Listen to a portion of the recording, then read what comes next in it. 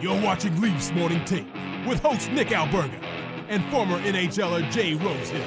The show starts now.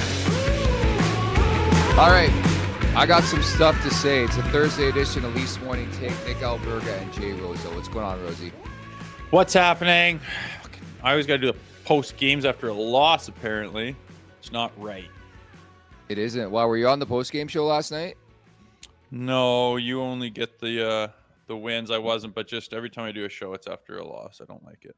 Yeah, we talked about that actually the other night, that I got the rare Maple Leafs victory against the Boston Bruins. But a lot to get into on today's show, obviously looking back to Game 3, looking ahead to Game 4. But I tell you, what an experience I had yesterday. I've been referencing for like 3 days now that I was going to go to this game. And my buddy gave me the go-ahead to share this story. But long story short, my buddy who got tickets for this game somehow fell asleep. So it got closer and closer to puck drop. Like we're talking 6:40, 6:50. And then it got to 7 o'clock. And I'm like, fuck it. I'm going to make some dinner. I'm going to watch this game. But anyways, I got a phone call at 7:30. I ended up missing the entire first period, and I got to Scotiabank Arena in period 2 with about 15 minutes remaining in the second period. The great thing is I did not miss a goal. Isn't that crazy? Yeah, that was an intense first period and even more intense second period. But yeah, if you're just looking at the box score, it didn't look like much, but geez, it was an electric game. I was really impressed with the way the Leafs brought the intensity, and yeah, it was cool you got to see it. Was that barn as quiet as people are making it out to be? Well, firstly, let's start here because I want to share my experience. But the one thing I wanted to get off my chest to begin today's show, win or loss, Rosie, this team is a joy to watch. They got the fucking passion, man. They're grinding out there. They're playing a brand that's conducive to being successful in the Stanley Cup playoffs. I don't care what people say. It's exhilarating. It's fun. It's different. This is the style that I think brings success. I think it's been a really close series. Do you agree or disagree with that? I thought that game, I mean, yes, the power play did not produce, and Sammy let in a soft one. But other than that, that team was playing so balls out. They had the big bad Bruins, looking kind of like chipmunks at certain amounts of time. They didn't know what to do. They didn't have an answer for it. They look like the Leafs of old, where they're just getting rolled physically, ozone wise. I mean, some people are like, oh, they got outshot. Real nice second period. I'm like, you don't know what happened in a game by looking at the goddamn box score and looking at the friggin' numbers, guys. Do the eye test. And that team was ready to play. They were playoff ready. I thought they kept the discipline decent. Still could clean it up a bit, but they got away with a bunch. I do not agree with the reffing being horrendous. There was calls for both sides and missed calls for both sides. What they're calling and what they're letting go isn't all that consistent, but it is not against the Leafs last night. They had the majority of the power plays. I don't even know how you argue that. Like if you're going to bitch about horrendous reffing, you would think that you had the majority of the kills, which wasn't even close to the case. It was like 5-3, I think. Like, yeah. Come on, guys. It wasn't that. But, the chances they had, the opportunities, I'm like on my feet in my living room screaming because I just can't believe the puck didn't end up in the net 3, 4, 5 different times. It was absolutely electric. And no, they didn't get the result they wanted, but that was playoff hockey. This team has not been able to play like that in years, not in the Matthews era. And, there was only a couple of passengers. The majority of that roster is completely bought in.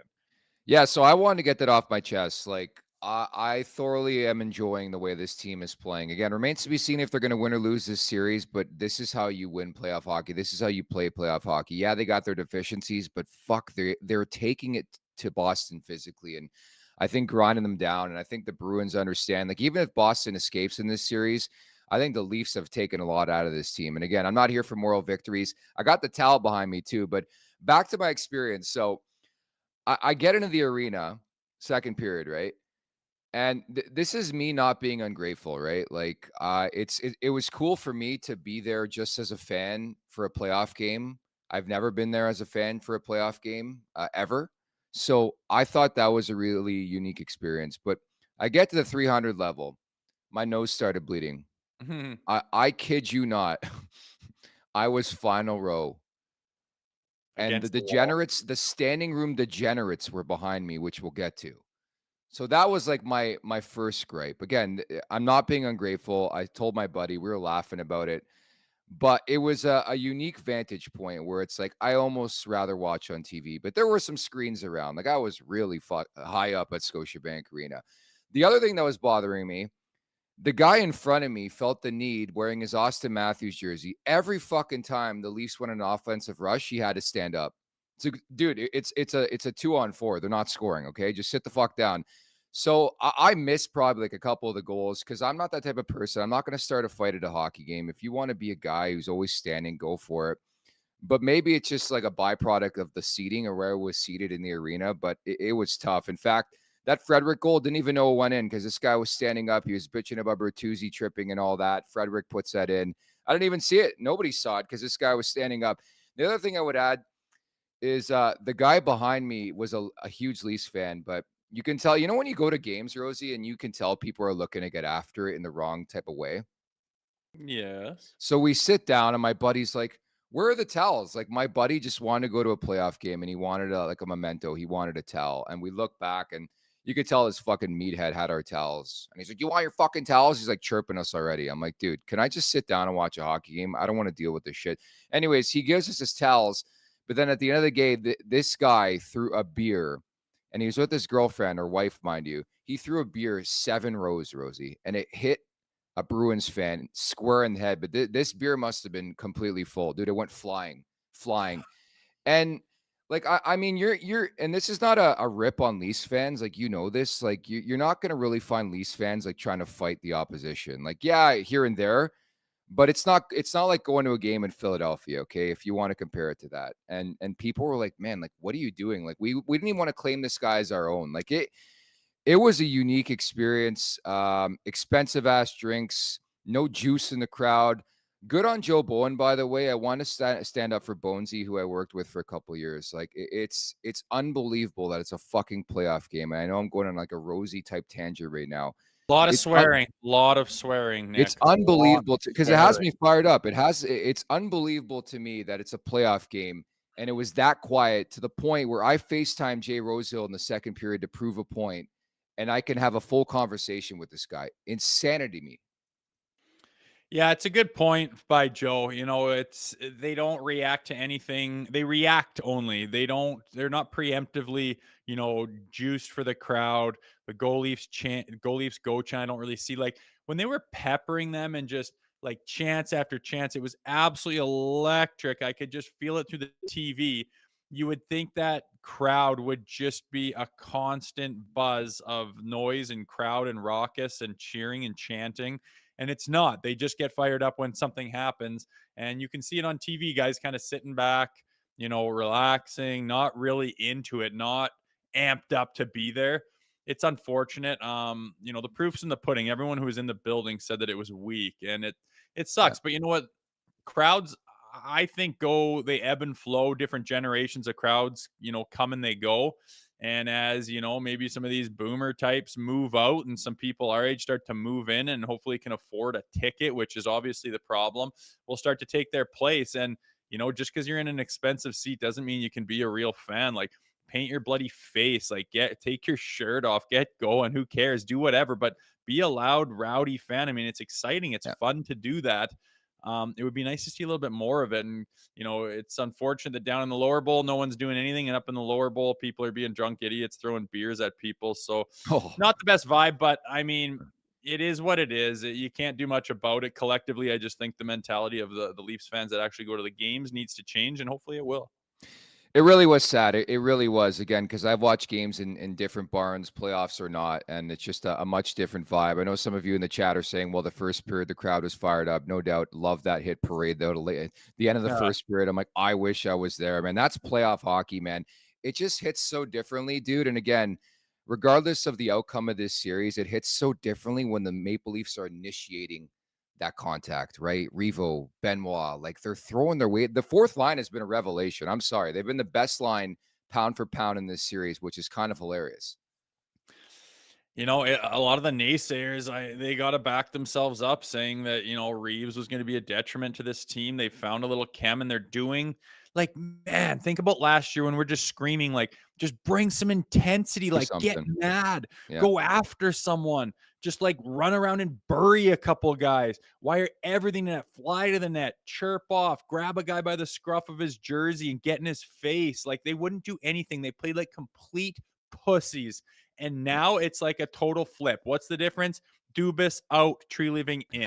He literally fixed the problem by bringing in type of players with that mentality, and it's palpable. It's like I know we're down in the series, but we are 100% in this series. I can't think of a game where there's that many chances and scrambly pucks and peppering the opposition without getting a goal. Obviously, the power play is an issue. I'm hoping Mhm. William Nylander will We'll get to fix that. that, but that was amazing, man. Like, I was just like, "Oh my god, I'm proud to be on the side of the blue and white right now because they're just Mhm. running the quote unquote big bad Bruins around." And, you know, that's part of the playoff story. If they weren't playing like that, if they didn't have that intensity and that energy, they might be down 3 Cobb right now. Yep. You Yep. have to play that way. And like I said, there was only a couple passengers. Seems like everyone's bought in and biting a piece of it. And when you watch, they're going into the dirty areas. They're flinging their body in between the opposition and the puck and getting cranked up against the boards just to keep possession and mucking it off the wall. And they know where each other are and they're supporting each other and everyone's flying. There's no real floating and passengers, and it's a treat to watch. I was very impressed with the beginning of the game, the second period as well. I thought we deserved to win that game. Swayman was a monster, got a score on the power play. Other than that, I thought that we absolutely had the Bruins number last night. I agree. And on Max Domi, man, it's pretty crazy. He's played 3 playoff games as a Leaf, and there's some guys who have played 7, 8 playoffs with the Leafs, and I've noticed Max Domi more in those 3 games. Again, make it that way you will. Buckle up for the daily face-off playoff parlay challenge. Each game day, answer 4 questions, pick the winning team, guess if points will be over or under, predict the first goal, and choose the highest scoring period. Gift cards will be up for grabs for daily winners, and each round champion will pocket some hard-earned cash. Play today at games.dailyfaceoff.com. The playoffs are here, and we are ready to bleed blue. Nation Gear is ready to gear you up for Toronto's playoff run. Rep your favorite team as they battle for the cup. Shop the exclusive Bleed Blue playoff tee and more at nationgear.ca. Speaking of which, did you see what I wore to the game last night? I did not. Is there My a picture? vintage Coho Matt Sundin unit. Oh, sick. That's a good How card. legendary is that? No visual confirmation of that. No, I just posted a picture on Instagram, got a couple videos up there, but people were loving it. There's nothing like vintage Leafs, man. Like I got that Sundin tarp for my confirmation in grade 8, man. This is like 20 years ago and it still fits me perfectly, which is great. But dude, I just feel different wearing that thing, man. You feel like Matt's. I'm surprised to hear you've been confirmed with all the cursing you've done this morning. Yeah. I remember the first show we ever did. You're like every second word. But you're right. You're right. You're right. I am a little heated after that game, but should mention as well, we are giving away, another Bleed Blue shirt today. So the first person to email me at leafsmorningtake22@gmail.com, leafsmorningtake22@gmail.com, and tell me who today's guest, Brian Burke, who is coming up in about 15, who his first draft pick as Leafs GM was, will win a Bleed Blue playoff t-shirt. Do you have any inclination who that could be? Interesting. It would have been that 09 year, This should probably. not be difficult for you, Rosie. This should not be difficult for you. It is. I don't know who it is. God. All right. At the Leafs Nation 401 on YouTube, hit that subscribe button, hit that like button. The guy may or may not play on the Nashville Predators right now, who's been on this show countless times. Leafs Morning Take. Wherever you find your podcast, visit theleafsnation.com for the very latest. We got Burke coming up, man. I can't wait to hear what Burke has to say about this team and how they're playing right now. You must love it. I would think so. It's what he was trying to build when he was here. True. It didn't pan out the same. They didn't that year. Any other year in the, what was it, 10 or 11 or something? Any other year in the history that what our team did would have got you into the playoffs. And just everyone else around us was going on a crazy run at the end of the year, and we didn't make the playoffs there in the Burke area that I was in, but I would have loved to see it. And for how starved that city was for like a good hard-nosed playoff run, it would have been nice, but didn't have the personnel, obviously didn't come together. But it'd be nice to get his opinion on what that was like last night and what he saw and what he thinks of what this series could be. So Brian Burke coming up in 15 for now. This opening segment is brought to you by Greta Bar YYZ. Tomorrow is the big day, my friends. We've been pumping this up for a while. April 26th, the grand opening, 590 King Street West. Greta Bar YYZ will act as your go-to spot for all the hockey playoffs and baseball coverage you can handle, whether you're pre-gaming, looking to watch the big game, post-gaming, or just looking to dust your friends off at some arcade games. Greta Bar YYZ will have you covered with delicious eats and thirst-quenching drinks. Go big. Go to Greta Bar YYZ.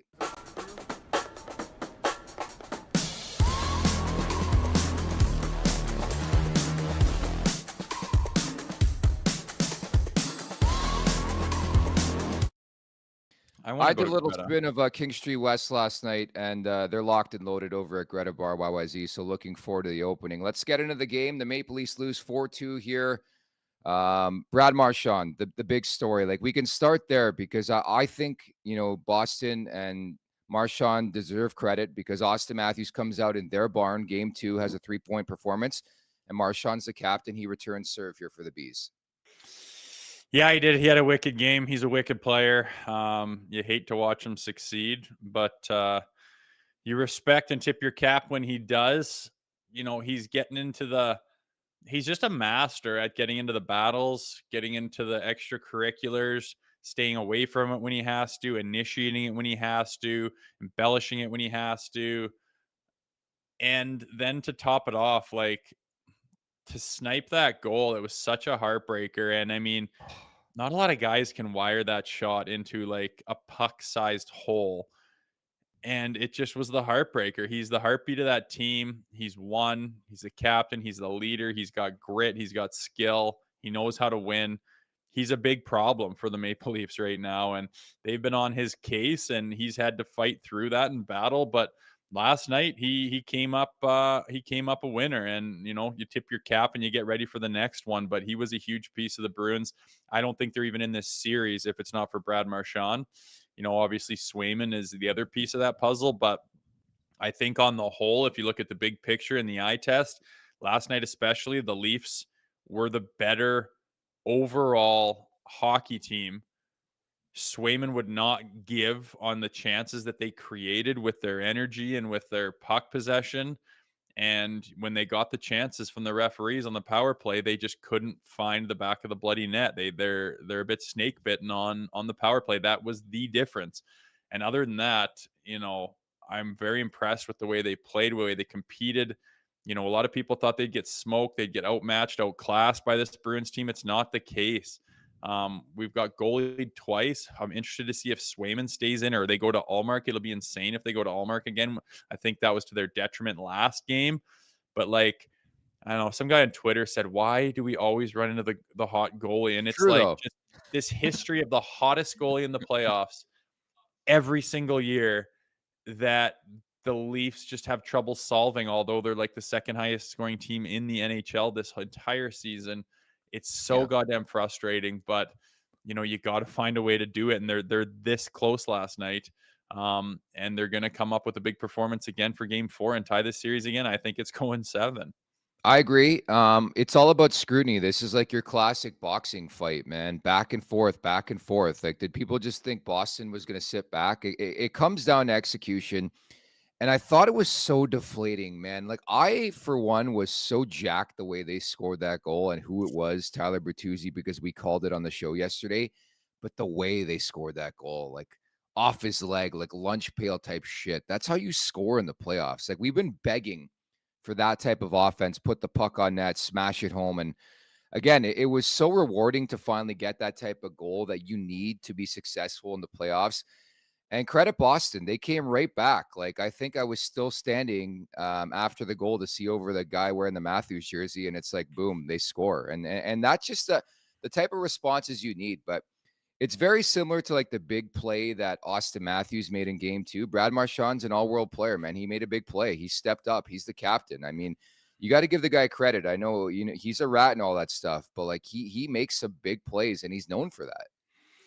Yeah, he's a wicked player, and that goal was huge. I Oh, was like, we needed it, and it was huge, and it was so short lived. They hadn't even announced the goal on the speaker before the Bruins answered back. Unfortunate, no doubt, but I mean, there were so many chances. Like, it was nice that finally, like, a little bouncer goes in because the I chances know. they had. I mean, Auston buried one, beat Swayman through his 7 hole, and it just clips enough to deflect wide, and it would just hit. There was one that went off one of their D-men's pants and just hit someone. Like, just so many little bouncing pucks that could end up in the back of the net. So many times the puck was on a guy's stick, and there's just too much traffic in front of that net. But Swayman's out of position. He's laid down. He doesn't know where the puck is. We get it on like Bertuzzi's stick and just can't find it. So good to get that bounce back. But the response by the Bruins, you got to be ready for it. You got to be like, it's just so funny what can jump up and bite you is those little tiny turnovers or puck bobbles or loss of possession in a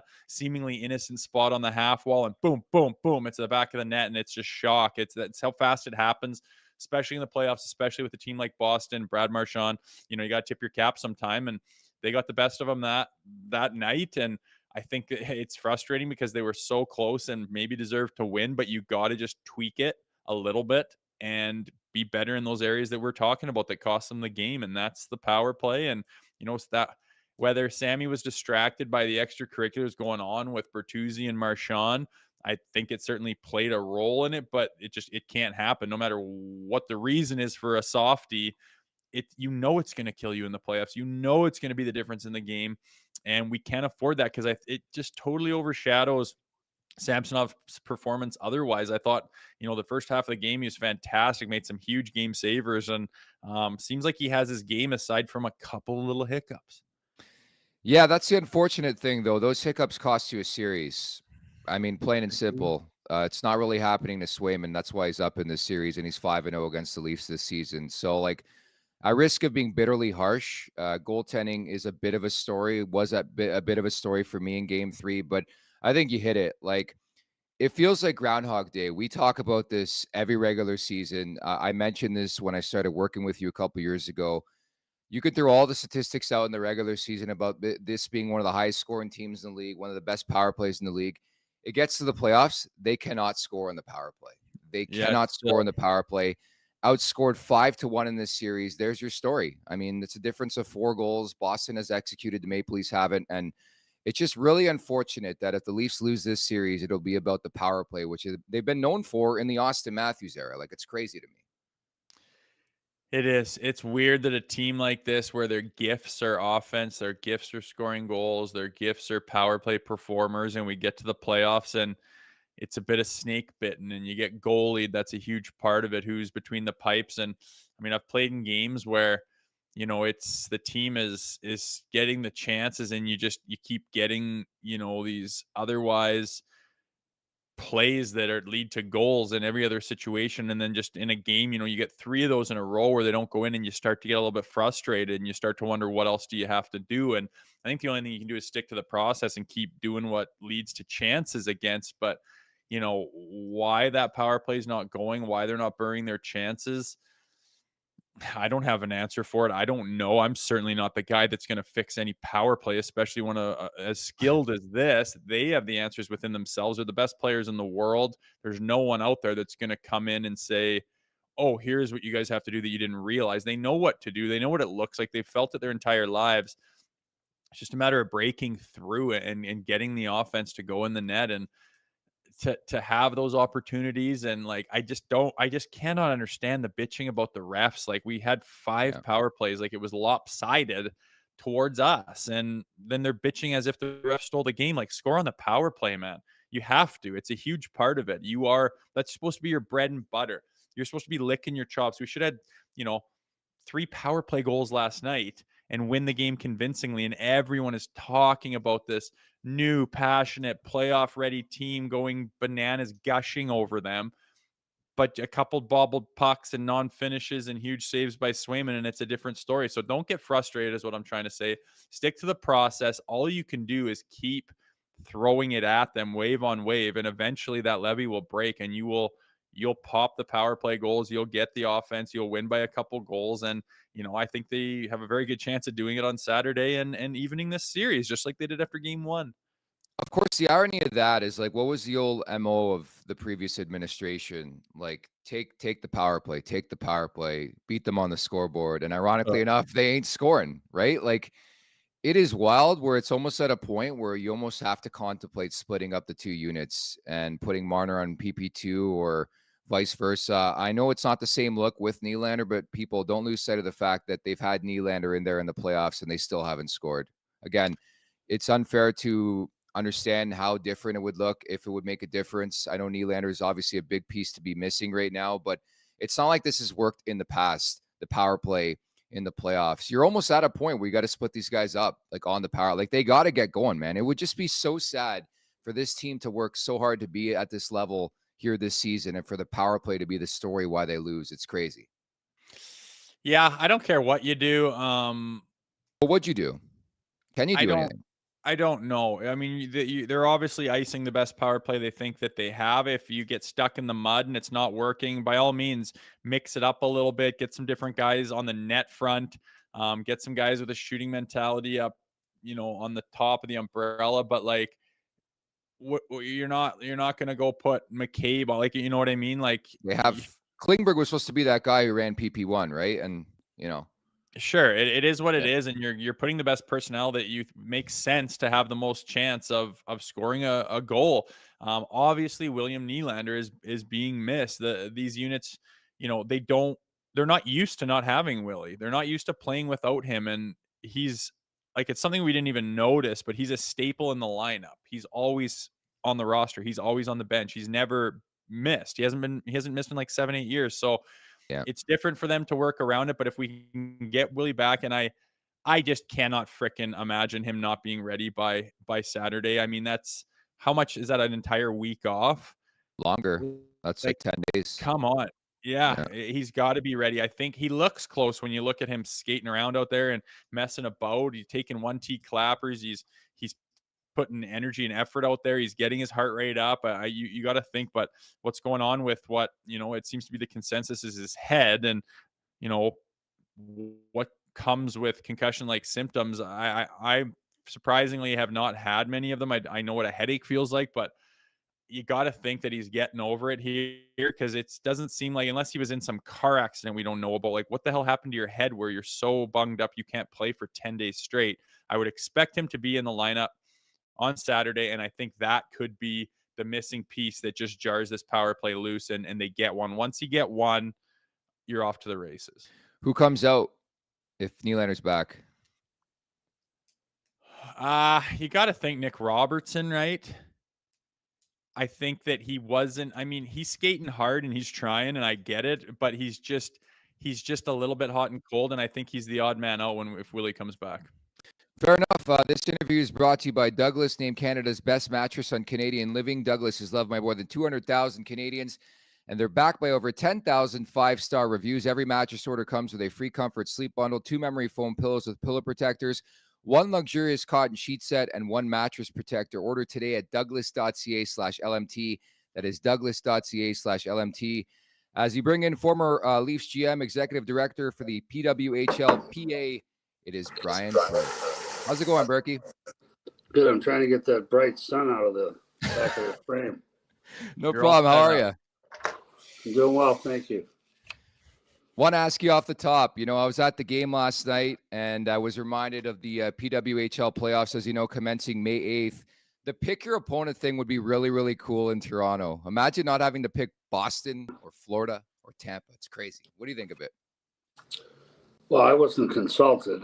You guys know I'm kind of old school, but our fans like it, and that's all that matters. The players like it. I think there's a real chance for an unequal result there if there's a key injury and you pick that team. But it's generated excitement. I can't quarrel with anything the PWHL has done so far, even the stuff that I wouldn't have agreed to.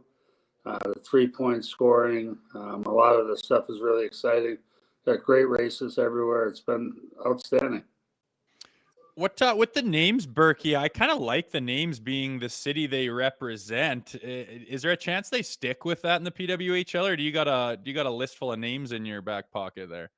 Well, I don't. I'm the head of the union. They don't talk to me much. The way this league works, we've got one owner, a couple that own the team, and then Billie Jean King and her partner are part owners. They own a small piece, but they don't consult me on day-to-day running of the league. And I'm not saying that angrily or somehow that I'm left out. They have put together a league from nowhere and starting with nothing. We're setting record attendances all around the league. Everything they've done really the right way in a classy way. So I have no quarrel, but I don't honestly know, Jay, what the plan is. I think they still plan to name the teams. So I think they do have some names in their back pocket. What they are, I don't know. I was going to say that was an amazing atmosphere in Montreal last weekend, eh? Yeah, I went to that game. That was really cool. It was 21,000 feet. People had sold out in 2 hours, and the game was electric. That's the loudest I've been at the Bell Center before. 21,000. The two biggest buildings in the NHL are Montreal and Chicago. 21,000. That's the loudest I've ever heard the Bell Center. That's impressive. I remember playing the 2002 Canadian Olympic women's team who won the gold medal. And, the level they played at was pretty impressive. But when I watch now, it just seems like women's hockey is taken off. And if they keep getting the support like that and having, young people and families go to that game and support the league and they're able to develop players, the sky's the limit, really, hey? Yeah, I think so. And I think, we set records. They played at Scotiabank Arena, 19,000, sold out in hours. Then they went to the next biggest venue. I think our next challenge will be an outdoor game somewhere where we'll get 35 or 40,000. Mm-hmm. So we just keep setting records. The league's done a really good job. The players are sensational. And the hockey's just been fantastic. The advantage of having 6 teams is we've got star players on all 6 teams. So the small league is helpful that way. Berkey, looking forward to that, and obviously shifting our focus now to this Toronto-Boston series. Rosie made the great point earlier on. Is this sort of what you envisioned your Maple Leafs team to look like when you were GM of this team? Yes. But you got to have a coach that wants to play that style too. That was a problem.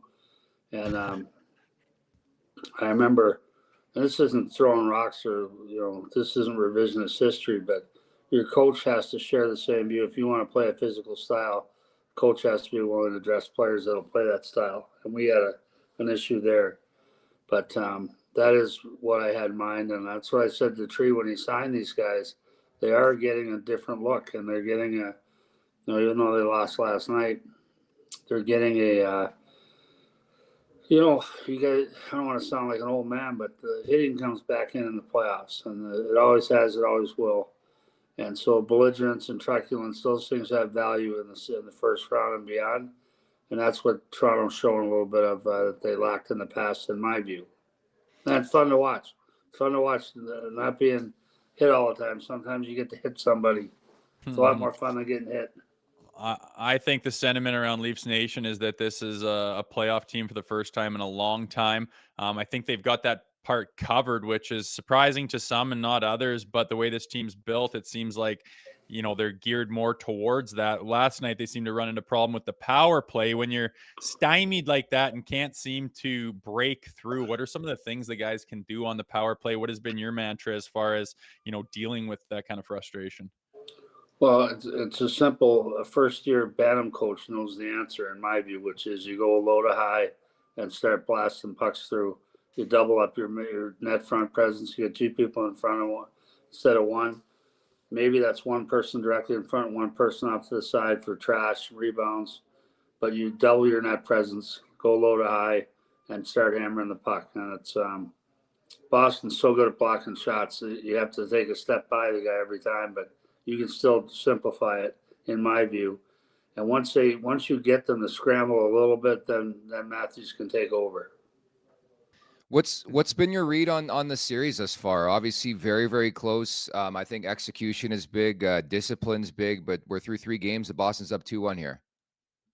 Well, I thought the first game that Toronto was undisciplined. I sent Brad Trillman a note before the series started. I said, I know you want to hit, but the finest line you can walk in sports and in hockey, and you know this, Rosie, is you want to play physical, but you want to stay out of the box, and that is really hard. That's a hard thing to do because you want to finish your checks. Sometimes the guy hits off balance and it looks awkward and you get a penalty. But I thought they were undisciplined. Then they looked much better in game 2. I thought they clearly deserved to win game 2. And game 3 last night was a coin toss for me. One poor goal that Trent Frederick scored or was probably playing overtime there. Yeah, it was very close. I love the way everyone was on board. It seems like they've got some chemistry and some passion going for the first time. I think they're really missing William Nylander. What's your take on, when that stuff happens and how much you disclose as far as injuries? I mean, this was an odd one out of the blue that no one understood or saw coming. What's your take on the team releasing information about injuries and, to the point where sometimes you release so little it becomes a story within itself, maybe a distraction? Yeah, I really believe that people take advantage of injuries information. So if I know a guy's got a bad shoulder, yes, I'm going to hit him. And people say, no one would do that. That's not sportsmanlike. You're darn right it's not. And it shouldn't be. It's the playoffs. If I know a guy's got a bad shoulder, I'm going to finish all my checks on him. I'm not going to do anything dirty, but I'm going to get him every chance I get. So we say as little as possible. We always have. I think that it's a good reason for it. And I think with Nylander, it's obviously something that affected him before the season ended. I mean, his production fell off so poorly in the last 10 games that it's clearly something that's really troubling him because he's had a great year, but he had a very poor finish. Yeah, he had 5 points in his last 13, right, Rosie? Yeah, like how does he not, if he's feeling it throughout the regular season, why play all 82? Why not try to get healthy? Why take the game 1 as the time where you're going to take your rest? That seems odd if he's struggling with that throughout the end of the season. Well, remember, you got a battery of doctors, so whoever told him to take off game 1 probably did it at gunpoint. Like, he'd play if he could. This guy's not a faker and not a jaker. So to me, I think that's the fair question is why didn't they rest them earlier? But they were in a tight race right till the end. I get it all. And you want to play. I'm not going to second guess that, but I think finally a doctor must have stepped in and said he's not playing. Most fair likely. enough. What's your take on, Mitch Marner? I think the sentiment around Toronto is that he's just not buying into the playoff style of hockey. He seems to, you can see it with clips where he's pulling the chute and bailing and not engaging. And like I said, there's so many people buying into this playoff style of hockey, and he seems to be one of the passengers, albeit he had set up a really nice play and a really nice goal last night. But aside from that, the turnovers and the non-engagement on the physical side, what do you think his future is like in Toronto? What would you do with a player like that? Well, I think he's a great player. I love watching him play. He's one of my favorite players to watch because of what he does, how he opens up space. He opens up one side of the ice better than anyone I've ever seen before in my life, other than Gretzky. And this guy can drift over and drift back, and he just uses players well. But he's had a poor start, and I don't think it's fear or trepidation or lack of engagement because this is a player that he doesn't mind getting his nose dirty. Mitch Marner's not a timid player. But he's had a slow start. I thought he was better last night. I don't think it's anything to do with fear. This guy's played against the toughest guys in the league and still put up points. I don't think it's that. I think it's just off to a slow start. Sometimes that happens. Mm-hmm. And do sometimes, you think it's a formality? Sometimes it happens a lot. Sorry, go ahead. Go ahead. No, I was just going to say, sorry, there's a bit of a pause there. Do you think it's a formality that in the off season both sides are going to get together and hammer something out? Or do you think if you're the Maple Leafs, you take a wait and see approach to this whole thing? Obviously, he's 1 year away from UFA too, right? Yeah, they want to preserve the asset. They've got to break up this big four somehow. And they have not been able to do it. And I don't fault Treliving for that. I told Tree they had to sign Willie Nylander this last year, I felt, based on his last 2 seasons. Not just this past year. The year before, he was sensational. So to me, they had no choice. That die was cast. You've got your big four. John Tavares is not going anywhere. You extend Matthews. You got to sign Nylander. And Mitch is signed. You got your big four. So I don't see how you break that logjam. Until now, maybe they'll find a way out. But I don't think Mitch Marner is the guy you want to move anywhere anyway. He's too good a player. Yeah, it's a predicament, all right. What do you think the message is going to be going into Game 4 here for this Maple Leafs team? Well, I think they needed a save last night that they didn't get, just one save. And Samsonov's been good, but that's been the big fear going into the playoffs for me, has been their goaltending. So far, he's been good except for that one goal, but that's like saying, aside from that, Mrs. Lincoln, how did you enjoy the play, right? That's not helpful if you say, well, he was good except for that one bad one. Yeah. So I think they needed a save last night. I don't see any reason why they can't even this out tomorrow night or whenever, Saturday night. Berkey, my read on this team, again, they're making the most of what they have. I think there's obviously a need for some more on the back end. Like, well, what's just your full breakdown of what this team still needs moving forward? Like, I still think it's like an incomplete project, obviously. Well, I think they've been unable to sign or commit the right amount of funds to the D because of the Big Four. And that was a decision that was made before Tree got there. It's one he's had to live with. Even extending Nylander, I think he's had to live with that. But at some point, the cap's going to go up. That's number one.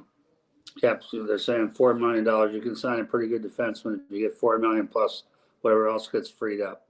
So I think that's where going to be where they try to address that, or be with an increased cap number. They can bump the D up a little bit and get it improved there. I think they need to improve on their D for sure. Mm-hmm. Berkey, we talked about Samsonov. He had, I think he looks quite good at times, but like you say, that one hiccup is the story. It's the difference in a game. Do you think the Leafs risk testing Wool out in Game 4, or do you think they stick with Sammy? Well, I think Sammy's got to start for me. I wouldn't entertain that discussion about changing the goaltender, especially where Wall has allowed first shot to go in a bunch of times too. You don't want to start off that way. Yeah. So in my mind, Sammy's earned the right to start. He's been pretty good, guys. He had a good last 10 games, and he's been pretty good. But again, that goal goes in. It's not a goal scorer. It's not a guy you fear. It just throws it at the net, and it goes in from an awkward angle. That can't happen in the playoffs. That was the difference last night. So to me, I think Sammy starts, but you got to throw out a leash on him. Special teams and goaltending, I think the story of the series. We'll dovetail this conversation with something we talked about to start the interview, the loud crowd in Montreal for the PWHL game. I was at the game last night, Berkey. Do you think the organization is conscious of how people feel about the crowd and the home crowd? Man, that barn was like a mausoleum, man. It's tough. Well, you mean after the goal, the Frederick goal? No, just in general, the ambiance at Scotiabank. Like, is there anything you think they can do to change that? Well, I think you look at the demographics. I'm a season ticket holder with the Toronto Maple Leafs. I'm probably pretty close at age 68. I'm probably pretty close to their demographic average in the Golds. It's an older crowd. They're all wearing suits. It's not a noisy crowd, but they're great fans. They're knowledgeable fans. They do get behind the fans, behind the team when they need to, when they get excited. But I think they're so sophisticated that it's like a balloon getting burst when that goal went in last night. When Frederick scored, it just took all the air out of the building because they're so smart, the fans are. So I think they're loud when they need to be. I think they're really from Missouri. You got to show me, right? It's fair. It's fair. So we look forward to Game 4, Berkey. Can't thank you enough for stopping by once again. Really, really appreciate it. Thanks for having me on, guys. Appreciate it, Berkey. Pleasure. Love it. I love when Berkey drops by, just hits you with the hard-earned facts, and we appreciate his time here on the show. I know people have been bringing up the fact that I missed the first period, wasn't there for the first period, Rosie. It just, I'm telling you, dude, it's whether it's the first period, it's just unacceptable. Like, the second period was quiet. The third period was like this. Dave Brotherston in the chat keeps going at me about not being there for the first period. It's like, dude, is this the first time we've talked about the crowd being shit at Scotiabank Arena? I don't know why people are so quick to defend it. Like, it's a known thing in this league. I've been to the Bell Center and again, I hate the Montreal Canadiens just as much as any other Leafs fan. I've been to the Bell Center for a playoff game. You can't hear yourself think. Whether it's the pregame, whether it's the intermission. I've been to a playoff game in Vegas. I've been to, playoff games in a lot of markets. There's nothing that compares to Toronto in the worst way possible. It's just so unfortunate. I'd love to see that barn just rocking, and it has been in the past. I remember a couple of years ago when Kadri was on the team, I went a couple of times, and it was loud. Like, it was missing. And I agree with Berkey. I mean, there was a couple of deflating moments in that game, but like the crowd never rallied after the end of the first period. That last minute in the first was awesome. And I thought the second period they should have been rallied up too. I mean, during that hit parade too, if that was the first or second, but you could hear them. That's palpable on TV. And different barns have different acoustics. Some lend themselves to, Yeah. amplify the slightest bit of cheering. But obviously, the Leafs fans are sitting there waiting to be shown something. They've been let down before. It sucks a lot of energy out of you to get really excited, only to be let down. So I think, I understand why sometimes they sit back and say, okay, show me something, give me a reason to cheer, which, is kind of what Bowen was alluding to. And I know that that's not probably the way to go, and that's not how everyone wants it. But again, Burke as well, when your average age is probably pushing 70, I'm sorry, but those aren't the people dressing up like crazy and piercing their nipples and painting their faces and screaming their heads off. It's just not happening. And you add that with the price of the tickets, especially in the lower bowl, what you can see on TV. There's not a lot of crazy drunk 20-something-year-olds leading the charge down there. And like I said, I think it ebbs and flows, and that will change, and a new demographic will come in. It's not going to happen by Saturday, but it is what it is. And I think when I played there, I never thought, oh, this is a morgue. I've heard it loud. Yeah, you got to give them a reason to get loud, but I don't know. I kind of think we're making too much out of it. It does suck. I would like it to change, but I don't think it makes a huge bearing in this actual series that's being played. I don't know. You responded to Joe Bowen's tweet. Now you're going back on it. Dave Brotherson writes in, listen to Rosie, Nick. Okay, I'll listen to everything Rosie says. I responded to it. I didn't say it was the end all be all. Like, it is what it is. What are you gonna do? You can't. There's Berkey had no answer. Nobody has an answer. There's really nothing you can do. Like, I understand it. You got to make the most money possible. It would be so cool to have. If you go back and watch a game from like the early 2000s, man, that crowd was just rocking. Different time, different players. But you wonder if like they continue to play this brand, this style for X amount of years, if that brings the fight out of the fans again. Like, you're the player. Yeah. What feeds the fans, right? I mean, winning does. But this team has won like crazy the last 8 years because they don't go far, The type of play that they played last night brings it, physicality, excitement, intensity brings the crowd. But like you said, if it, like, you could see a guy behind the net who had his kind of arms folded during, a big scrum and some excitement in front of the net. You're just, what are you going to do? You're not going to change that guy's personality or point in his life where what the age he is. Let's be honest. He's an older dude that's just not going to be banging his head against the glass. You're not going to do anything about it. So it is what it is. Like I said, it ebbs and flows. This, that baby boomer generation will kind of start to be moved out as they get older, and new people will replace them. And, hopefully they've got the passion.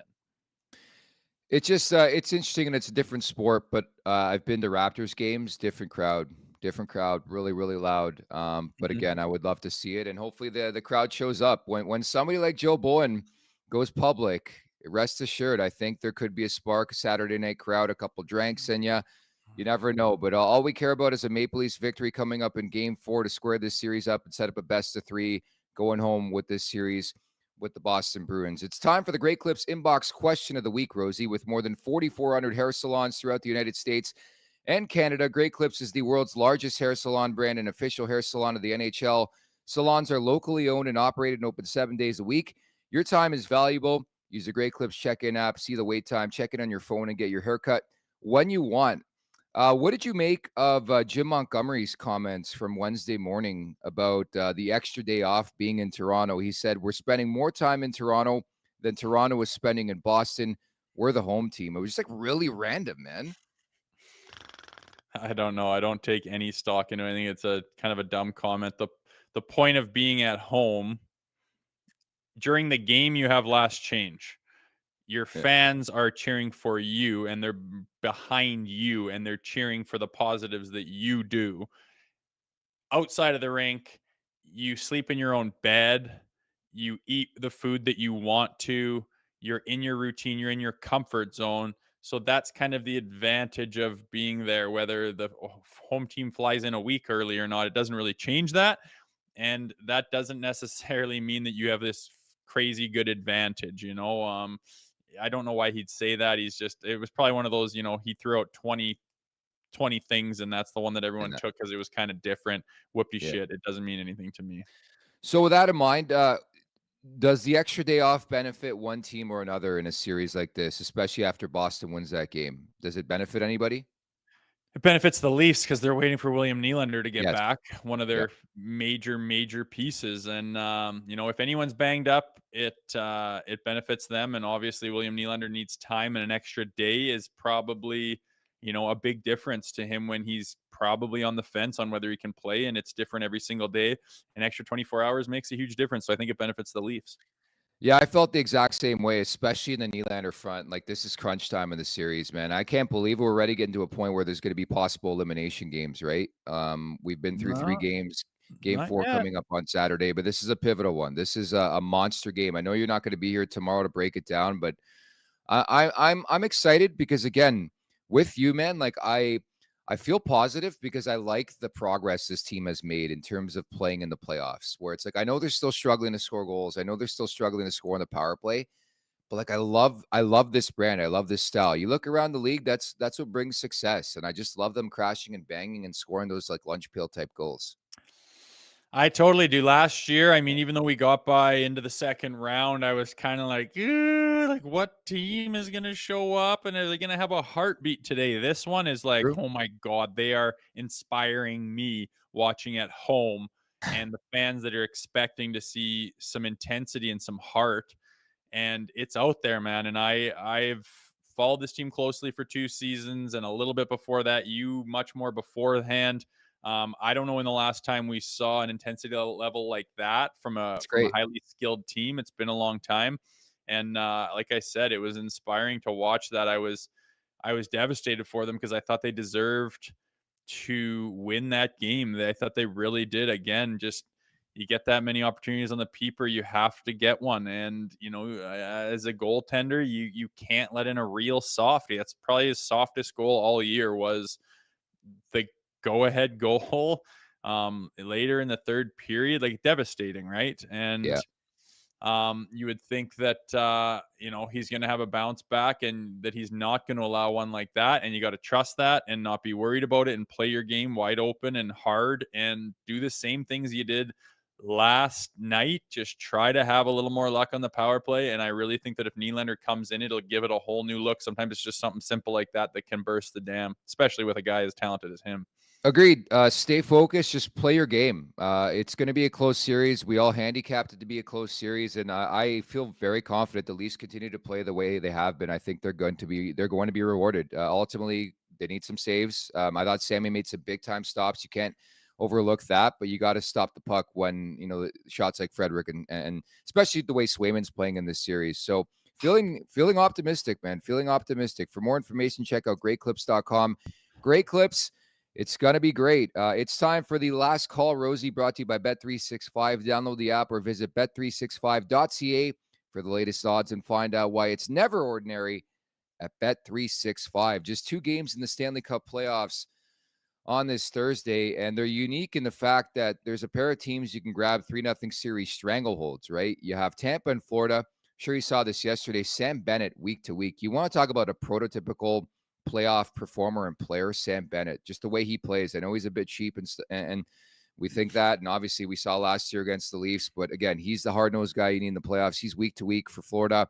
They're in Tampa for game 3, and Carolina into the New York Islanders. Ilya Sorokin. I would take the saves prop on Ilya Sorokin. Coming into that series, they need this one badly, and I'd probably look at the under in that game too. Yeah, a couple. I think they're the 2 series that can go up 3-0, and they're the 2 lopsided ones. Florida continues to be a beast. I think they're kind of outmatching Tampa a little bit, but it's tough to get that 3-0 stranglehold. And I don't mind those bets at all, thinking that there's going to be a response.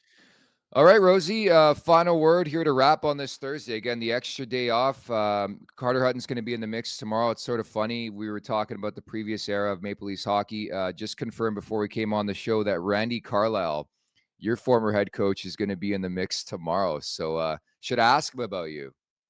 Randy, I don't know if he'll remember me, to be honest. I don't really care. So good job, Randy. Good luck. Good stuff. See what he has to say. That's neat. Cool guest. I like it. Great stuff. Whatever.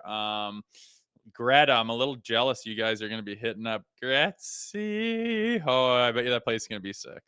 We're heading to Greta tonight for a little team function, team dinner, a little VIP service, and then the grand opening tomorrow, which I might have to do the back-to-back or the back-to-back-to-back because I went out last night too. So You're getting kind of long in the tooth for that kind of stuff there, Nicky boy. I we're in a noticed you good state. We're in a good state. We're You in a good wake up state. a little tired, a little grumpy. You're swearing like a bloody sailor, getting Yeah, us got a lot of heat in the emails. chat for that today. I'll tone back to swearing, folks. My apologies. Only when it's necessary, when you really want to drive home a point and you need a strong word, not just off the cuff, Nick. Come on. I am who I am. Sorry Think to of break it the to everybody, but children. Carter Hutton's in the mix tomorrow.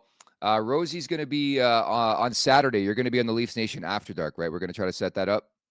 Yeah, I just call it the post-game show, but it is Yeah. definitely Leafs Nation After Dark. So Rosie's going to be guesting on that, hopefully after a Maple Leafs victory. The dam's got to burst here, okay? Because Rosie was on earlier on after game one. They lost that game. So I would love to hear your comments after that.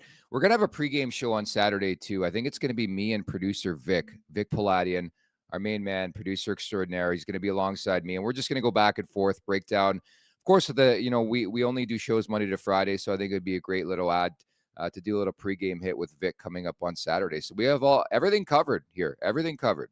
I love it. Yeah, you really only need to stick here, do you, to figure out what's going on. So looking forward to the weekend, man. Biggest game of the year. I'm betting on the Leafs money line. I think they are going to break the dam. I think Willie's going to play. I think they're going to solve Swayman, assuming he's going to play. And I'm really excited for it. I'm not heartbroken like some. Let's do it. Zach Phillips in the house as per usual. Go back and check out the Leafs Nation After Dark for last night. He'll be back on Saturday as well for a full review of Game 4. That's Jay Rosehill. I'm Nick Alberga. Many thanks to producer Vic. Talk on Friday where we have Randy Carlisle stopping by. Randy. Make sure to check out more of our content right here on the Leafs Nation YouTube page. We got long-form interviews. We got clips. We got epic rants by Jay Rosehill. We simply have it all. And don't forget, you can find out much more at theleafsnation.com. Thanks so much for watching.